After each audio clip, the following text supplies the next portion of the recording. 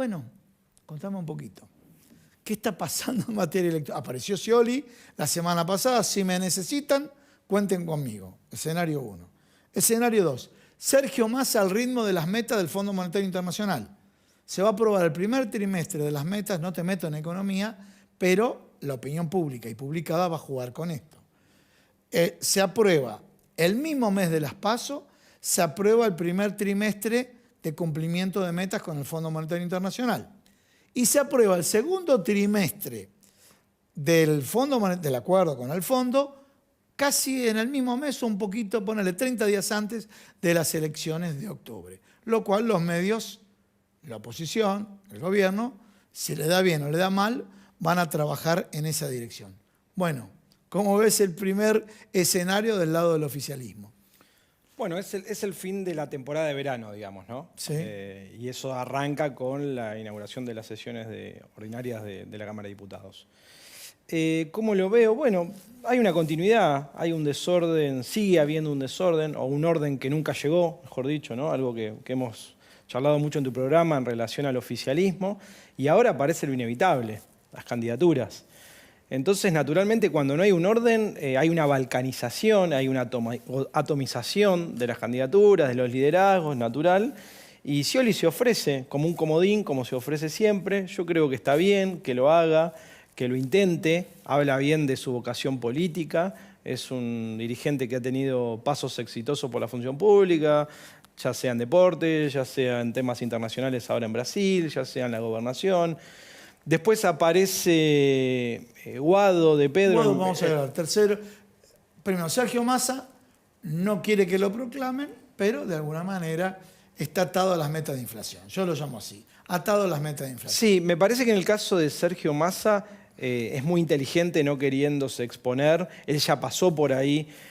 Massa, una vuelta de una entrevista, lo escuché que decía que cuando era más joven tenía mucho vértigo, mucha ansiedad, quizá por la cantidad de consultores que lo asesoraban de forma diversa.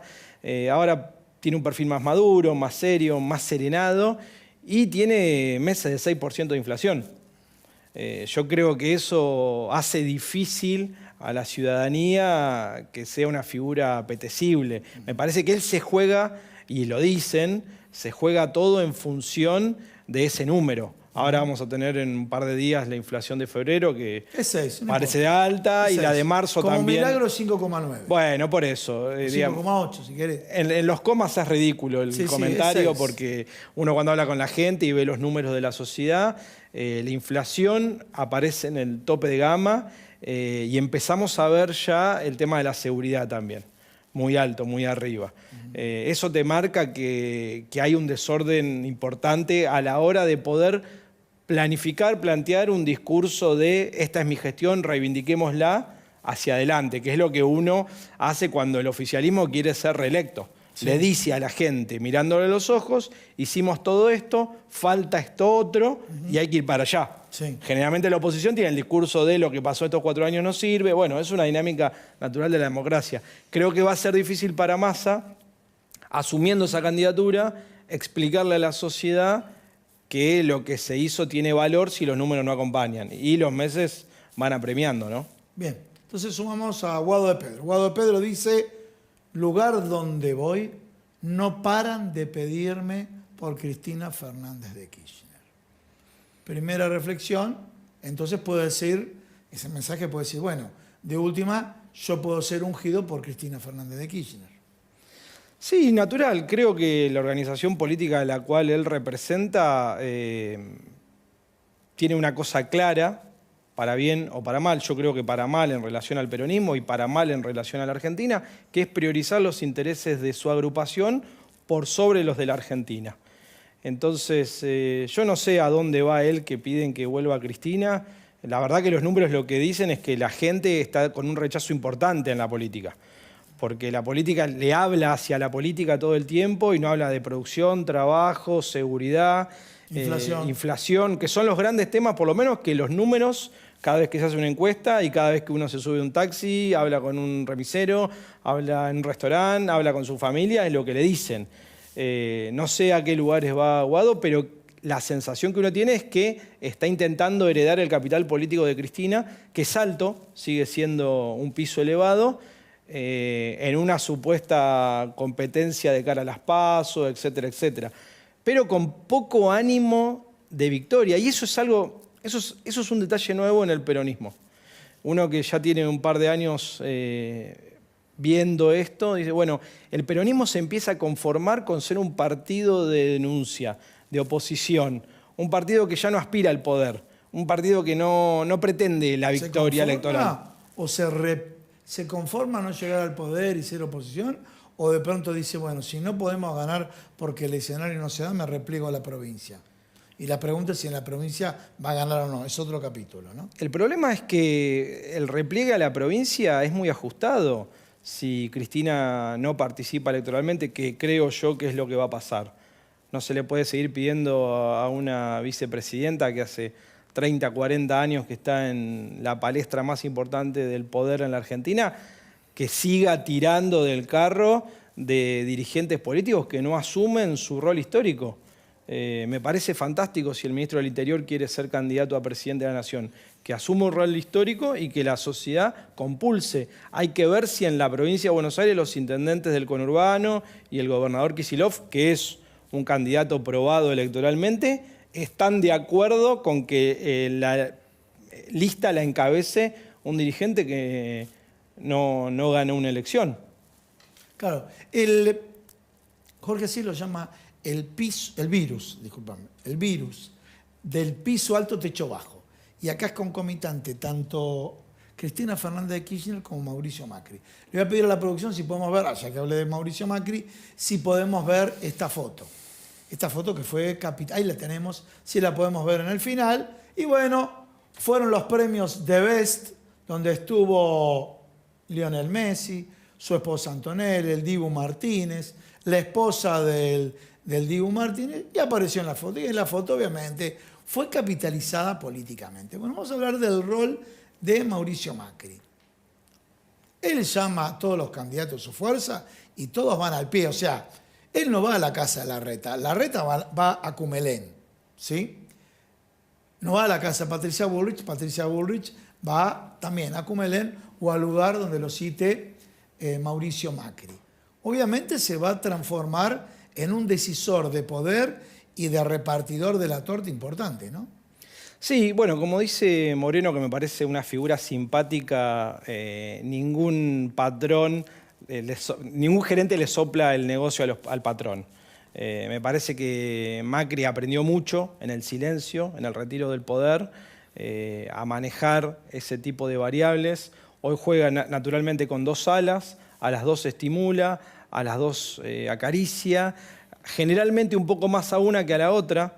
Hoy leía a un intendente que decía, en realidad lo escuchaba en la radio, que estaba bastante enojado porque no le están permitiendo jugar con boleta en B, es decir, ir abajo en el cuerpo, tanto con Patricia Bullrich y Larreta, y él decía un poco que insinuaba que si eso no se daba, después de las PASO iban a apoyar a los candidatos del peronismo distritales, ¿no? Como una especie de amenaza, un tiro por elevación a Mauricio Macri para que venga a ordenar la interna de Juntos por el Cambio.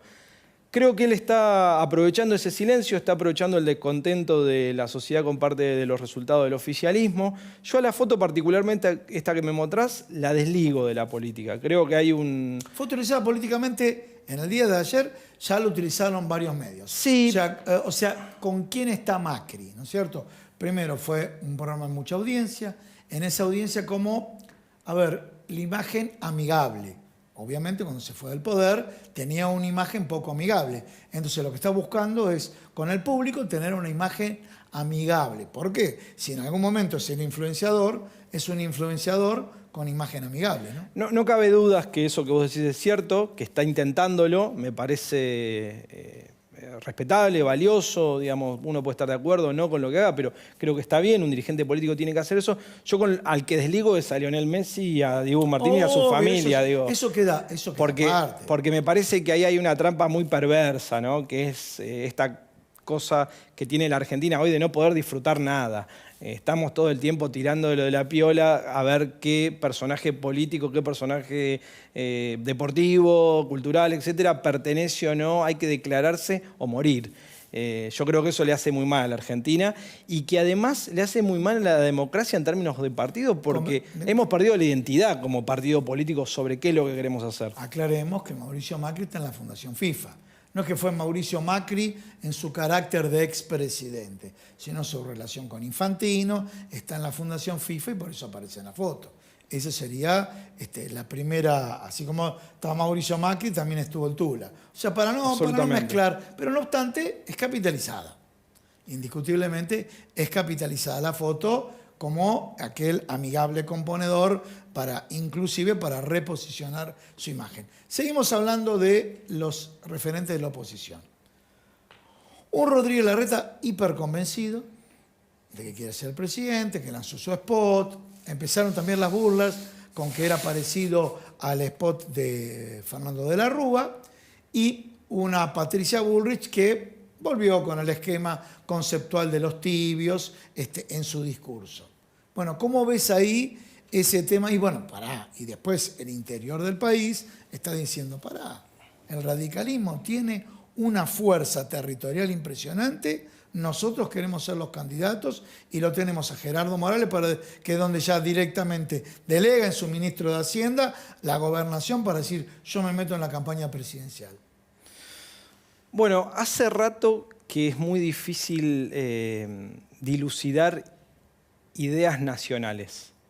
Es muy difícil construir una nación sin ideas nacionales, sin proyectos nacionales. Sí. Hoy lo que se ve es mucha atomización, que después se verifica institucionalmente en la división de las elecciones. Sí. Vos pensás que ahora tenemos un calendario electoral que ya arrancó, que sigue La Pampa, San Juan, Río Negro, Chubut. O sea, es un calendario electoral, parece el calendario del torneo de fútbol argentino. Sí. O sea, todos los fines de semana hay elecciones. Eso obviamente aísla, atomiza, hace difícil que uno se sienta parte de una identidad colectiva y me parece que Larreta en su spot de campaña tiró algunas contraseñas que tienen que ver con eso y algunos tiros por elevación, por ejemplo cuando dice que la confrontación y la grieta beneficia a los que forman parte, a los que la construyeron, claramente en un tiro por elevación, obviamente a Cristina, pero obviamente a Macri. Eso yo creo que es lo que llama la atención en un intento de construir un gobierno de unidad nacional. A mí me parece interesante desde lo conceptual. Naturalmente, hoy la sociedad argentina está mostrando un punto de fuga, de tensión, que se llama Javier Milei, que crece en las encuestas, que es rupturista, que tiene una nueva forma de hablarle a la sociedad, especialmente a los sub-30.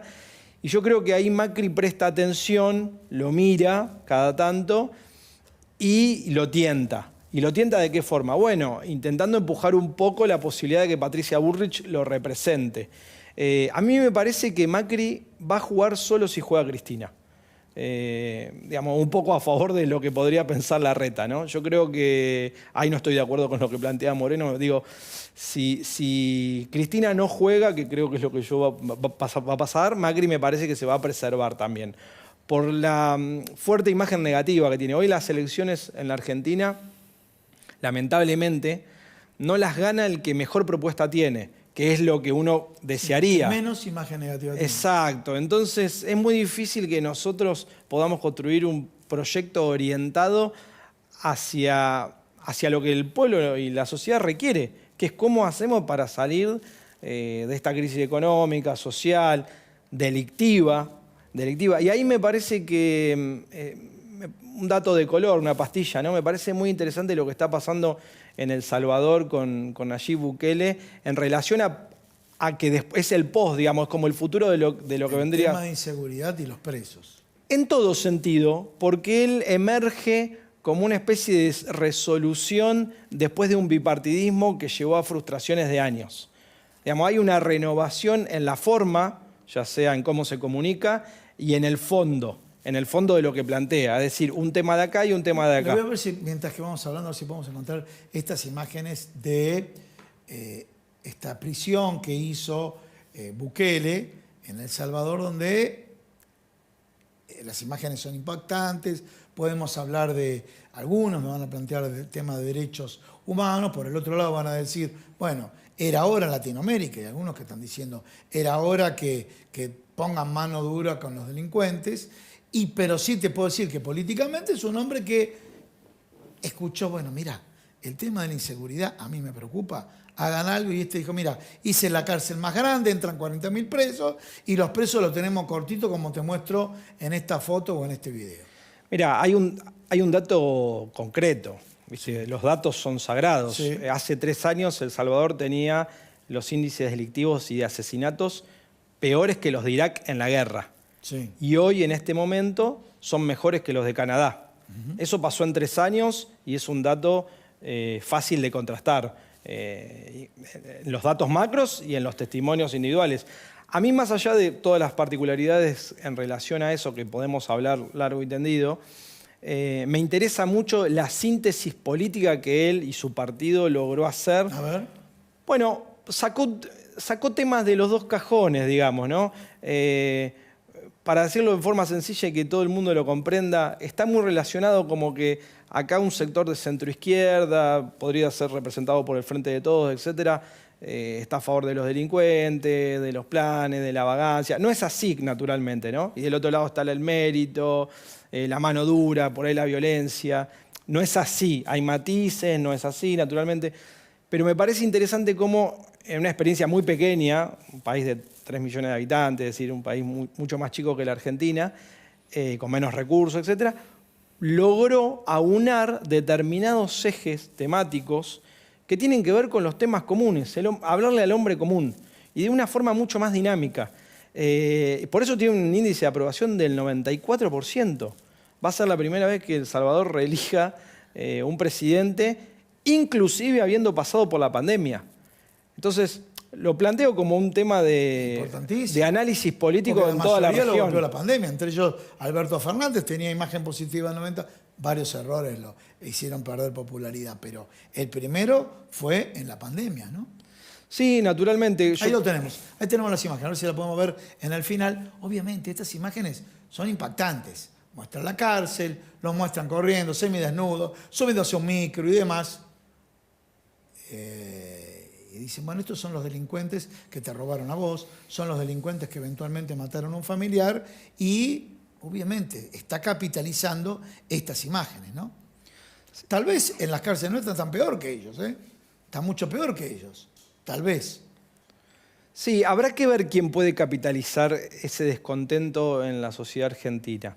Creo que se viene una campaña a presidente, lo dije la última vez que me invitaste, tenemos la oportunidad, la sociedad tiene la oportunidad de escuchar a todos los dirigentes políticos hoy, porque va a ser un año de 10.000 programas políticos, ¿qué van a hacer con la Argentina del futuro? O sea, ¿qué se imaginan? La verdad que uno agota la cantidad de pavadas que escucha. Yo me imagino, cada vez que hablo con un ciudadano, la verdad que lo que plantea la dirigencia es agotador. Se viven hablando a sí mismos, peleas ridículas. Me parece que la ciudadanía está esperando dirigentes que le digan qué es lo que quieren hacer con el futuro de la nación. Y cuando encuentren eso, quizá canalicen gran parte del enojo que hoy están sintiendo y el desgano. Recordemos que en el 21, la cantidad de gente que no fue a votar o que votó en blanco fue elevadísima. No vaya a ser que estemos... Ocurre lo mismo. Bueno, ya pasó en 2001 en Argentina, ¿no? Me parece que es muy importante que puedan emerger nuevos dirigentes y nuevos liderazgos. Ramón, muchísimas gracias por venir. Gracias a vos.